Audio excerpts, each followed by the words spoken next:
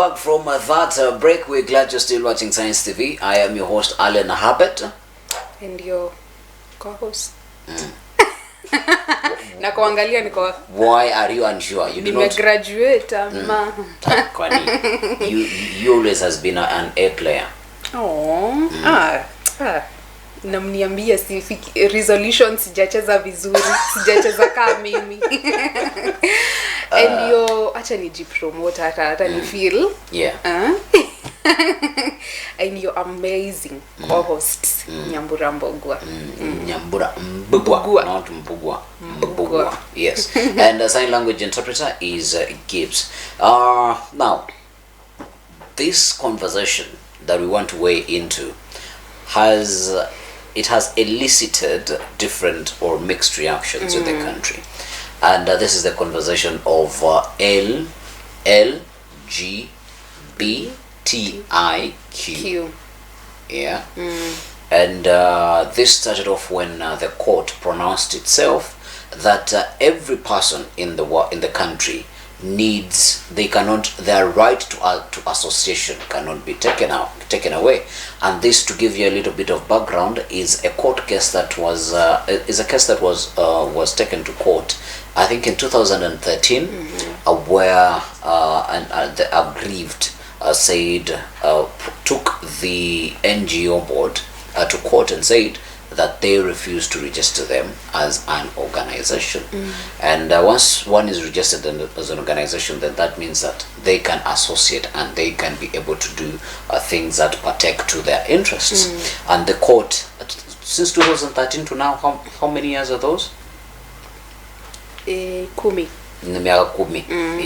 And 10 years later, the court pronounced itself and said, even as the particular activities of LGBTQ are illegal in the country, still that does not take away the right for them to associate. And that has brought a very, very interesting conversation in the country. And I want us to weigh in on that. What's your take? Well, hey. You have even calmed your voice. Well. Yes, because LGBTQ, sikia hata naita vile inaitwa social media. LGBTQ has now become a common term in our mouths. And also in our media. Hata si social media peke yake, even mainstream media kuna vile wanaguza. They're picking up on it. Kidogo. The difference between 2013 and now is the topic has now become more social among us. We are talking more about it because kitambo ungeongea tu hivyo kembewa shindwe. Oh my goodness. Hata wangeleta the other first Bible that was yes. Hiyo time hata ungejaribu. Ulikuwa unasikia unashtuka uko hizo vitu you mean yeah. And then sisi hata ni heri sisi because at hiyo 2013 sisi tulikuwa high school. Ndio I just joined high school. People young out here. Sasa unazisikia hiyo time ndio zilianza high school. Nakumbuka hiyo time nini vile high school especially za madem ulikuwa unasikia tu sijui someone was killed, sijui someone walikuwa wanafanya nini na test tubes ikavunjikia huko ndani na the girl is dead now. Hizo stories zilikuwa zimeanza na zinashtua wazazi because to them is shindwe hizo ni mapepo kitu kama hiyo. But now I remember hata nani President Barack alikuja hapa akaulizwa hiyo swali because kwao it's an issue. Na sikia vile nimeiba phrase ya uhunye. You miss uhunye. Baby uhunye na kanga kaba doendo president. Sorry to say. Tumemzoea. Wacha hizo. But after a year mtakuwa mshamsahau. And then uhunye akaulizwa akasema hiyo kwetu sisi ni an issue because si kitu tulikuwa tunaongelea hata yani ilikuwa inakaa tu hiyo ni mambo mengi yenye no. Ni kama kuuliza msichana kazi mambo ya pesa. Oh my good. I do not have any offense with people who are struggling to find employment. Yeah. You know, so hiyo time ilikuwa inakaa tu we na wewe acha zako bana. We have more serious Neke issues. modo. Neke man. We are looking for money. Wewe unakuja kutuambia hapa vitu. Yeah. Zinagadhabisha. Well, you have to use that big word. Yes, because that is how it was. Yeah. But now sasa hata wazazi wetu wameshaanza kukua comfortable. Wanaongelelea vizuri in as much as hata sidhani watawahi kubali. Yeah. In as much as hawatakubali ama kama wataendelea wakikubali polepole. No, it's an open topic. Yeah. I was saying over the break nilikuwa napita mahali nikasikia wazee na ni wazee watu wako natumiaka wewe wakisema I think unanyamaza unasikiza from what they were saying from what I picked from their conversation is nikaa alikuwa anaongelelea gays walikuwa like hizo ni demons, those are demons because sasa when God was creating man if angetaka kukuwe na gays ange create a man ambie a man, this is your companion pendaneni till the Garden of Eden. He'll be there to keep you company. You know, but instead I'll create a woman. So the argument was based on hiyo. The creation, the first which made sense. Hata mimi ndo nilikuwa like yenyewe because God aliona Adam ako lonely. He's only happy when God himself anakuja kwa garden. Hiyo time ndo anacheka. God akishia Adam anaachwa na animals. Ni ukweli. Unaniangalia like I'm listening your account for the Bible. Jambo hujafika hapo. Mimi soma Biblia Alan. It's all right. And sasa God akaona acha ni create companion wa Adam akuwa namkalisha bala mimi nilikuwa nashinda nikishuka huko na kuja huku kila time. Aka create a woman. Nikasikiza hiyo conversation nilikuwa napita but nikakuwa acha nisikie kile wanasema. Ina make sense by the way. But mahali tuko kwa hii generation you don't just utter words for the sake of uttering words, for the sake of just saying things. Unasema vitu ukiwa very cautious, kila mtu akiwa kwa mind yako because you can say something na uone fire in a split second because LGBTQ is something that has started being accepted in our society. And when I say our society, I'm talking about our African society in general. We've seen even famous people wametokelezwa kasema mimi niko hivyo na kuna kitu mtadu niko hivyo na niko hivyo. So as far as LGBTQ is concerned, it's T for tough. It's T for tough. And just to give people background, so the L is for lesbian, G is for gay, B is for bisexual, LGBT, T is for transgender, I is for intersex, and Q is for queer. And my submission on this topic are very simple. It might not sound as a hard stance, it does not sound like a hard stance, but that does not mean that I would accept or stand for the same. But one of the things, when you look at our constitution, when we talk about human rights, every human has got their own rights. You get, so they would want, or they should be given the platform for them to exercise their rights as they deem possible, because I cannot decide what rights you have and when to take them away from you. That is number one. Number two, you've put it so clearly that when you are in school, some of these things were already happening. The media was not anywhere. Western culture wasn't anywhere. So still these things have been happening. It is the curiosity of the mind. If I tinker with this, what will happen? If I tinker with this, what will happen? When you look at what happened, I think it was in the news around late January or early February in Kisii, what the teachers were saying. You cannot say that was an influence from the West. I am not saying that whatever the West they are doing, we are supposed to import it here. I think we are finding ourselves in a situation where we are looking for somebody to blame. Yeah, we are looking for somebody to blame, and it's them that we can blame easily, because most of the heinous acts that are happening in the world, we always say it's either the West or it's the South or it's the North or it's whichever place. We'll never take up responsibilities for us to do what to raise our kids. And I think this goes back to the family, on the onslaught of a child being raised in a family. If you have inculcated values of religion, of all the values that a parent, a mother and a father would have, and inculcate those in their child, probably these are things that will not happen in the long run. But if a child grows up and they decide that no, this is what I'm going to do, then it's up to them. Yeah. The only challenge that I have with the LGBTQ community is you do not have to force your beliefs onto the masses. That is where I have the biggest challenge. If you're going to do it, or if you're going to be that, yes, we're going to give you the space to do it, but not where those who do not want to be a part of that, where they are. I think if we reach, because when you look at religion, if I am a Muslim, I am not going to come with my dua to a Catholic church. I will go associate myself with the Muslim community where they are.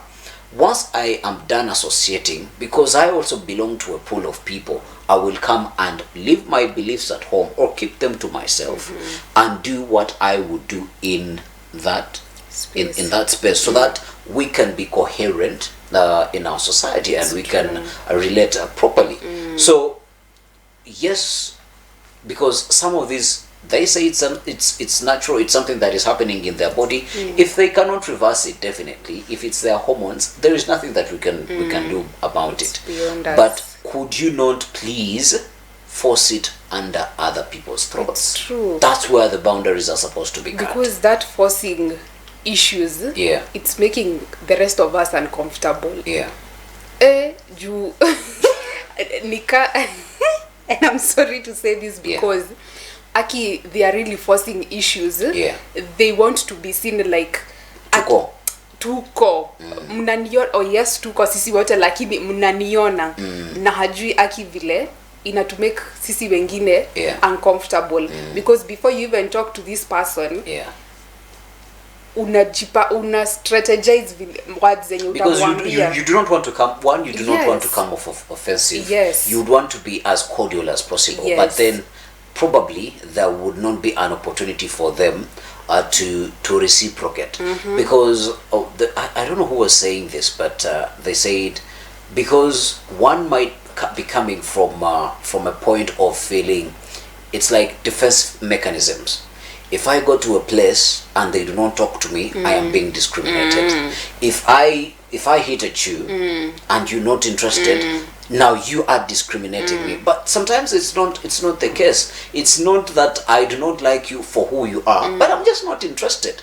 So you do not have to keep that as and keep hyping that as discrimination. I think if there is anything to go by, and if this is a norm that we're going to normalize in our society, then let there be sensitization to both sides of the conversation, of the divide, that this is who they are, this is what they go through, this is how you can integrate in the society.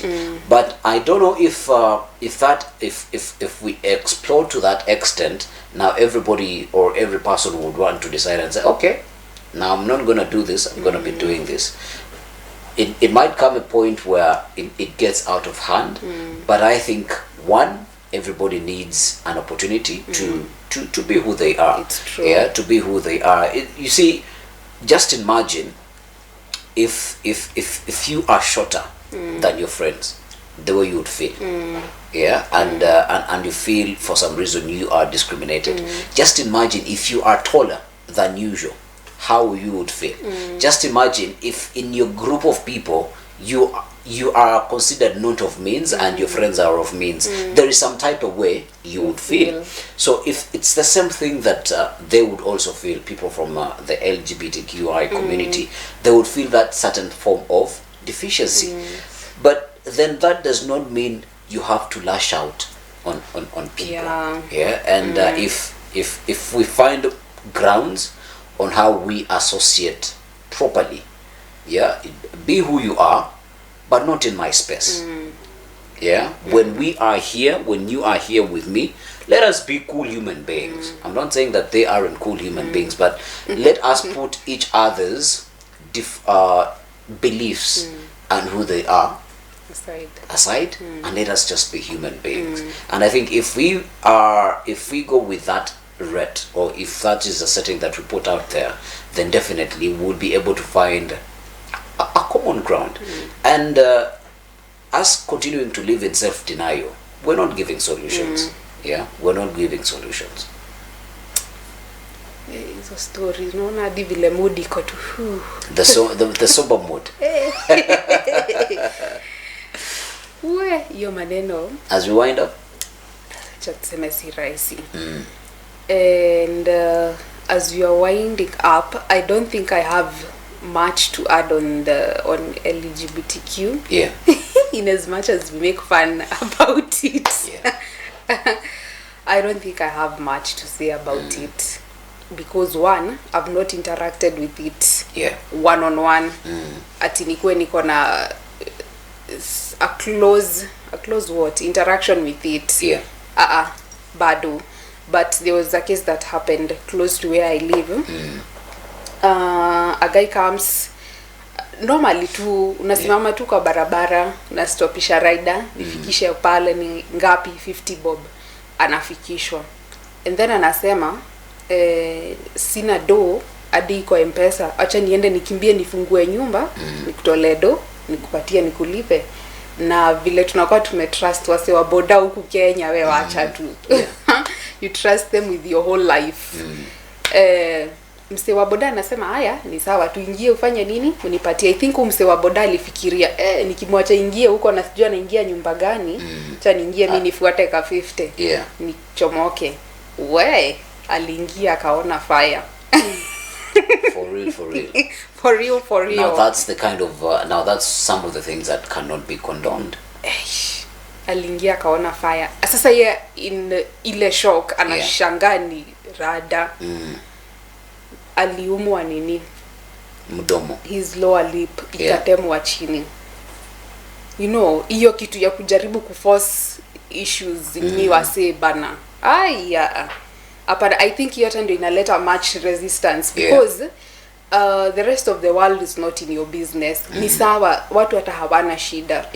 But story ya kuforce kukani kama unataka sasa kila time tunakunote huko. Fanya tu mambo zako ukiwa huko.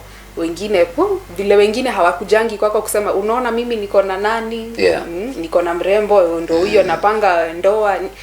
Hawakujangi. Hata nyinyi yakikaini na mambo yenu ni sawa, endeleeni kufanya hivyo, hakuna mtu anawauliza. It's you. It's them. Tukae kwa amani tafadhali. Story ya kuforce issues bana inaleta nini? Inaleta initangwa hasara. Inaleta hasara mob sana. So I'm interested in the boda guy. How did the story end? Sasa ataduni siniende usiku. Very sasa ataduni saide tu hosi sasa. Kwanza ni kukimbia hosi juu delay hapo ujui nini ingine itanini. Lakini nilisikia vibaya. And ngoja niseme parting shot, nikaanza story. Guys, learn, anza kujifunza kuwa happy for you, putting yourself first. It's a part of my resolution. Nilianza last year, but I've seen it working. Hii mwaka Alan. There's so many things working for you. It's the Lord. Nasemanga it's the Lord. Watu wananichekelea. But there is what? There is not prize. There is a prize. Unajua sasa watu wanyama kema price na prize naleta tafash kidogo. There is a prize in putting yourself first. Yeah. And putting yourself first haimaanishi you, your brothers, your sisters, wewe kwanza. Yeah. In as much as hata wao wengine unawapenda sana na wako very much close to your heart, put yourself first. Kabisa. Kama ni kitu unaenda kufanya unajiuliza na mimi nimejifanyia mimi mwenyewe. Have I appreciated myself before I go nianze kubuy Alan sijui nini happy birthday Alan mimi nilijibaia. Unajua watu tunajisahau sana a lot of times. Yeah. Sijui nani alikuwa msick. Unaona anahitaji acha tu nipelekeshe na fruit una mia ngapi? 200. Wewe wakati ulikuwa na homa ni madawa tu na madawa na ugali. Yeah. Madawa na ugali na nini greens kienyeji. Yeah. Huku jikumbuka hata kujibaia hata nini mango na saini 5 bob. Yeah. Put yourself first wasi. Usi kwa kila kitu unajiuliza na mimi. Na mimi ukiamua ati sijui ni saidia na nini na mimi. Yeah. And then another thing, it's good to keep track of the people that go beyond the normal for you. Ni vizuri sana juu kuna watu wanatufanyianga mambo mazuri and we never take account of them.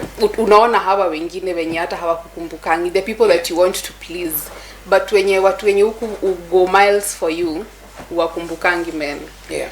Wasi najua mtani thank after that mtu mwenye atasikia. Yeah. Tutamit hapa end year. Ataenjoy. Tutoe ushuhuda. Naona Biblia inafanya kazi yake. But I hope the viewer they have found value in what they in what we've spoken about today. And my parting shot is this is one of the hardest things to do.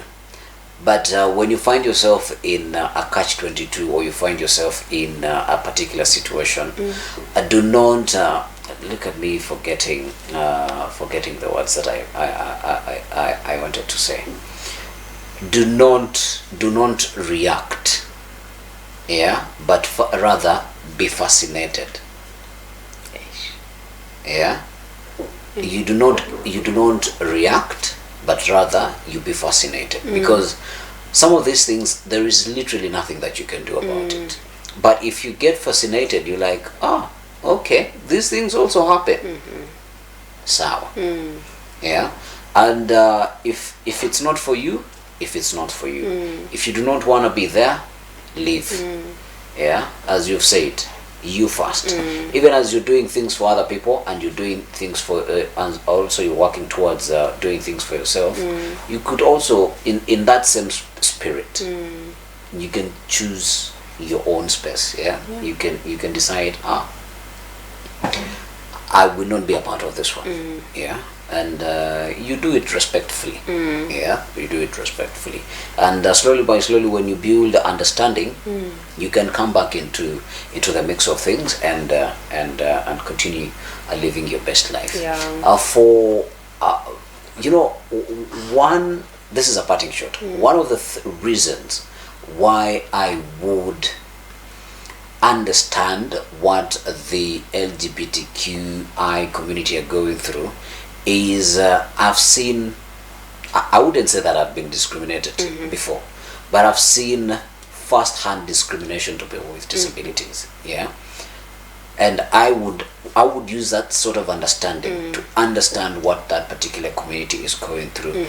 But what the disabled community have done, they are not pushing disability onto other people, but rather they are working to create a common ground where everybody is understood. And I think if that is the same concept that the LGBTQ community takes, before than we know it, it will be a non-issue. For all we need is understanding, and we are not forcing each other to do this, do this, do this. What fascinated me the most, there is even an ABCD in. I was like, is it? All right. Do have a beautiful rest of your day, and we hope to catch you on the next one. Good morning.